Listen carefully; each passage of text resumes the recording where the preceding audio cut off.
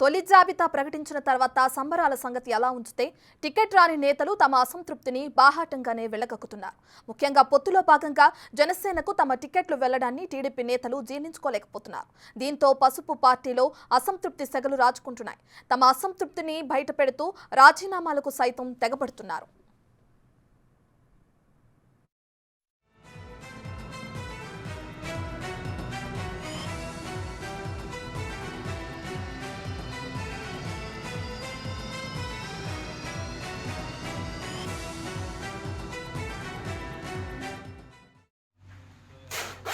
Ticket రాని నేతల్లో TDP senior నేత బుచ్చయ్య చౌదరి కూడా ఉన్నారు. అలాగే నిన్న మొన్నటి వరకు పార్టీకి అంటి ముట్టనట్టుగా వ్యవహరించిన మాజీ మంత్రి గంటా శ్రీనివాసరావుకు కూడా తొలి జాబితాలో చోటు దక్కలేదు.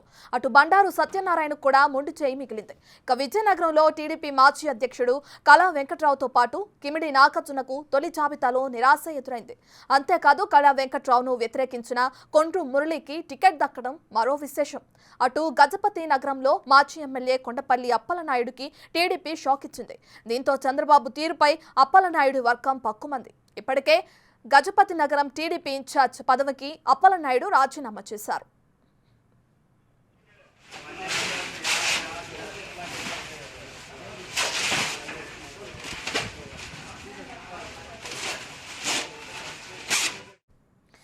తూర్పు గోదావరి జిల్లాలోనూ పలువురు టీడీపీ సీనియర్లను చంద్రబాబు పక్కన పెట్టేశారు. ముఖ్యంగా రాజనగరంలో బొడ్డు వెంకటరమణ చౌదరికి మొండిచేయి చూపించారు. మరోవైపు రాజమండ్రి రూరల్ స్థానంపై టీడీపీ జనసేన మధ్య క్లారిటీ రాలేదు. దీంతో బుచ్చయ్య చౌదరి టికెట్ అంశం ప్రస్తుతానికి క్రాస్ రోడ్స్ లో ఉన్నట్లు తెలుస్తుంది.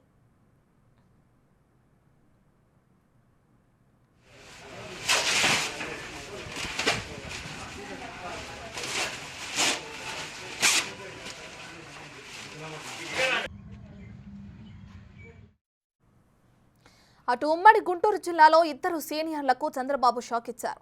ఆలపాటి రాజా, ఎరపతినేని శ్రీనివాస్కు సీట్లు కేటాయించలేదు. తెనాలి సీటును జనసేన ఎగరేసుకుపోయింది. జేఎస్పీ తరపున నాదెండ్ల మనోహర్కు తెనాలి టికెట్ కేటాయించారు. పెదకూరపాడు, నరసరావుపేట, గుంటూరు ఈస్ట్, వెస్టుల్లో అభ్యర్థులను ప్రకటించలేదు.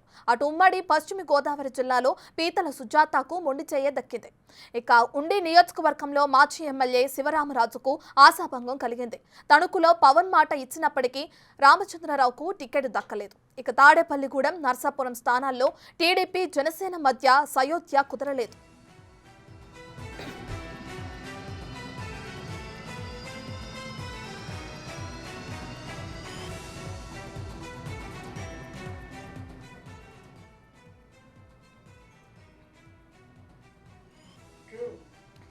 అటు తొలి జాబితా అనంతరం టీడీపీలో చిచ్చుపెట్టింది. దీంతో తెలుగు తమ్ముళ్లు మధ్య విభేదాలు బగ్గుమన్నాయి. కళ్యాణదుర్గంలో కాంట్రాక్టర్ సురేంద్రబాబుకు టికెట్ కేటాయించారు. దీంతో చంద్రబాబు తీరుపై ఉన్నమ హనుమంతరాయ చౌదరి వర్గం ఆగ్రహం వ్యక్తం చేస్తుంది. చంద్రబాబు ఫ్లెక్సీలు చించేసి తమ నిరసన వ్యక్తం చేసింది హనుమంతరాయ చౌదరి వర్గం.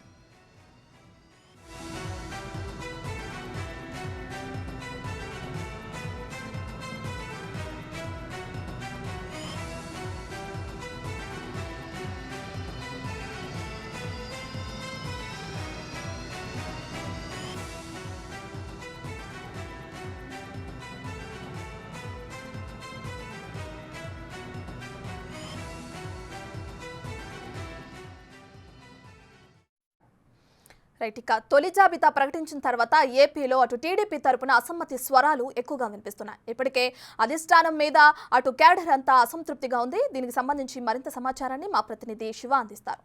శివ, ఇప్పటికే చూసుకుంటే టీడీపీలో అసమ్మతి సెగలు ఒక్కసారిగా బక్కుమంటున్నాయి. ఇదంతా చూసుకుంటే అటు టీడీపీకి ఈసారి ఎలక్షన్స్ లో మైనస్ అనే చెప్పుకోవచ్చు అంటారా? అట్లా మొత్తం మీద చూసుకుంటే తెలుగుదేశం పార్టీ ఈరోజు ఉదయం 94 మంది జాబితాతో అభ్యర్థులు ప్రకటించారు. ఈ జాబితాకి సంబంధించి కూడా పలువురు సీనియర్లకి, దాదాపుగా 14 మంది సీనియర్లకి మొండి చేయి లభించింది.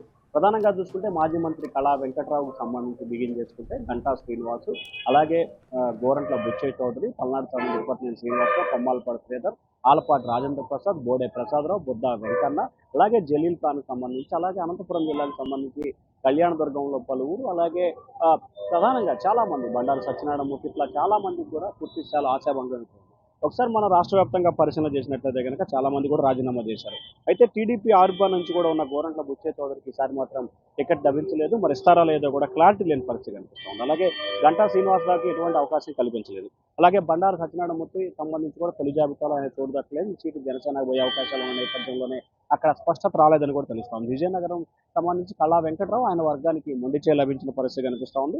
అలాగే కళా వెంకట్రావును వ్యతిరేకించిన కోండ్రు మురళికి ఆయన గతంలో కాంగ్రెస్ పార్టీ నుంచి వచ్చారు. ఆయనకైతే టికెట్ కేయించారు. గజపతి నగరం మాజీ ఎమ్మెల్యేకి సంబంధించి కూడా అప్పలనాయుడు ఆయన రాజీనామా కూడా చేసినట్టు తెలుస్తూ ఉంది పార్టీకి. సో ప్రధానంగా వారితో పాటుగా చంద్రబాబు తీరుపై చాలా మంది బగ్గుమంటున్న పరిస్థితి కనిపిస్తూ ఉంది. తూర్పుగోదావరి జిల్లాలో టీడీపీకి సంబంధించిన చాలా మంది సీనియర్లను చంద్రబాబు పక్కన పెట్టిన పరిస్థితి కూడా ప్రధానంగా ఇక్కడ చర్చించుకోవాల్సిన పరిస్థితి కనిపిస్తూ ఉంది. అలాగే ఉభయ గోదావరి జిల్లాకు సంబంధించి చాలా మందికి మొండిచే జరిగింది. మాజీ మంత్రి పీతల సుజాతకి, అలాగే ఎవరైతే దెందులూరు సంబంధించి కూడా చింతమనేని ప్రభాకర్ కూడా ఇక్కడ సీటు ఇస్తారా లేదో కొంత అయోమయం ఉంది. మొదటి జాబితాలో కూడా వారికి చోటు లేని పరిస్థితి కనిపిస్తోంది. కొత్తపేట సంబంధించి కూడా టీడీపీ అభ్యర్థిని ప్రకటించిన జనసేన వర్గాల్లో కొంత అసంతృప్తి వ్యక్తమవుతున్న పరిస్థితి కనిపిస్తోంది. ఇక మరొక వైపు కృష్ణా జిల్లాకు సంబంధించి సీనియర్ గా ఉన్నారు.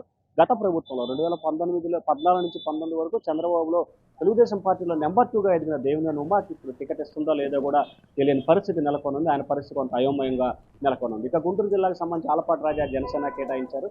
సో అలాగే పల్నాడుకు సంబంధించి తిరుపతి శ్రీనివాసరావు, కొమ్మాలపాటి శ్రీధర్, నరసరావుపేటకు సంబంధించి చదలవాడ అరవింద్ బాబు సంబంధించి కూడా ప్రకటించలేదు. గుంటూరు ఈస్ట్ వెస్ట్కి సంబంధించి కూడా స్పష్టత రాని పరిస్థితి కనిపిస్తుంది. ప్రకాశం జిల్లాలో దాదాపు అందరికీ ఇచ్చిన పరిస్థితి కనిపిస్తూ ఉంది. నెల్లూరు జిల్లాకు సంబంధించి ఎవరైతే వైఎస్ఆర్సీపీ నుంచి వచ్చారో ముగ్గురు శాసనసభ్యులు వాళ్ళు ఇద్దరికి మొండిచే లభించిన ఆనంకి, అలాగే మేకపాటి చంద్రశేఖర్ రెడ్డికి, వీరిద్దరికి కూడా జాబితాలో లభించలేదు. మరి రెండోసారి జాబితాలో ఇస్తారో లేదో అనే పరిస్థితి కొంత టెన్షన్ కొనసాగుతోంది. అలాగే చిత్తూరు, కడప, కర్నూలు, అనంతపురం జిల్లాలకు సంబంధించి చాలా స్థాయిలో తీవ్రస్థాయిలో అసంతృప్తి, ఆగ్రహాలు అయితే పెళ్లిబుక్కుతున్న పరిస్థితి కనిపిస్తూ ఉంది. కళ్యాణ్ దుర్గానికి సంబంధించి కూడా కాంట్రాక్ట్ ఇచ్చారని చెప్పి కూడా చంద్రబాబు ఫ్లెక్సీలని ధ్వంసం చేసిన పరిస్థితి కనిపిస్తూ ఉంది. కొంతసేపు కూడా ఆందోళన కూడా కొనసాగింది.